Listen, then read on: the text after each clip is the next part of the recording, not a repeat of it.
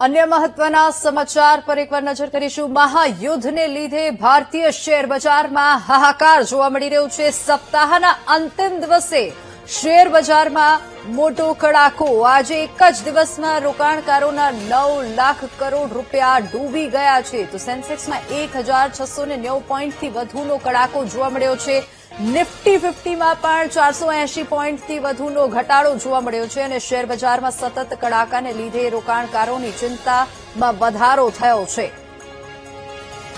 તો સતત રોકાણકારોની ચિંતા દિવસે ને દિવસે વધી રહી છે। ભારતીય શેર બજારમાં ફરી એક વખત સપ્તાહના છેલ્લા દિવસે કડાકો જોવા મળી રહ્યો છે। સપ્તાહના અંતિમ દિવસે શેર બજારમાં મોટો ધડાકો અહીંયા જોવા મળી રહ્યો છે, ઘટાડો જોવા મળી રહ્યો છે।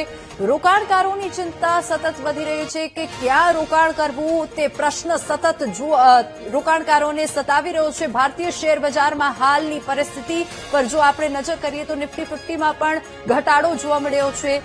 શેર બજારમાં સતત કડાકાને લીધે રોકાણકારો ચિંતિત બન્યા। મહાયુદ્ધને લીધે ભારતીય શેર બજારમાં હાહાકાર।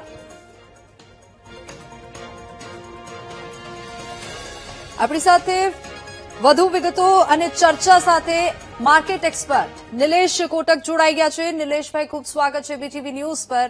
નિલેશભાઈ, સૌપ્રથમ રોકાણકારોની ચિંતામાં વધારો થઈ રહ્યો છે, સતત ઘટાડો જોવા મળી રહ્યો છે, કેવી પ્રકારની આવનારા દિવસોમાં સ્થિતિ સર્જાઈ શકે છે? જો પરિસ્થિતિ વિકટ બની રહી છે, કારણ કે રૂપિયો ડોલર સામે સતત ઘટી રહ્યો છે અને ખાસ કરીને આપણે જોવા જઈએ તો છેલ્લા એક મહિનામાં રૂપિયો ડોલર સામે અત્યારે 94 રૂપિયા અને 80 પૈસા આવ્યો છે।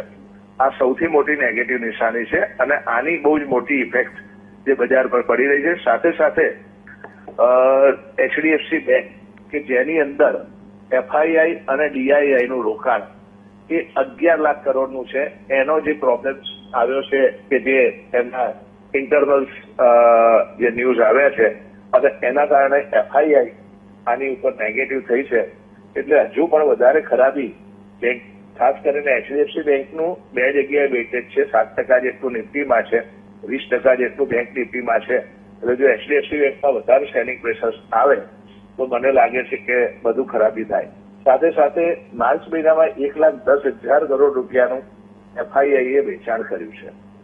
DII એ 1.25 લાખ કરોડનું ખરીદ્યું છે, પરંતુ હવે DIIમાં નવા પૈસા આવવાનું થોડું ડિફિકલ્ટ થશે, કારણ મ્યુચ્યુઅલ ફંડ પાસે, કારણ કે છેલ્લા 3 અને 6 મહિનાનું રિટર્ન નેગેટિવ થયું છે। આ બધા ફેક્ટર્સ જોતા જો આગામી સમયમાં હજી FII જોડે 81 લાખ કરોડ રૂપિયાનો માલ બાકી છે અને હોલ્ડિંગ છે, અને એમાં પણ 33 લાખ કરોડનું તો ખાલી અમેરિકા બેઝ FII નું છે। એટલે આ કેસની અંદર જો એમાં વેચવાથી હજુ ચાલુ રહે તો બજારમાં વધુ ખરાબી આવી શકે છે।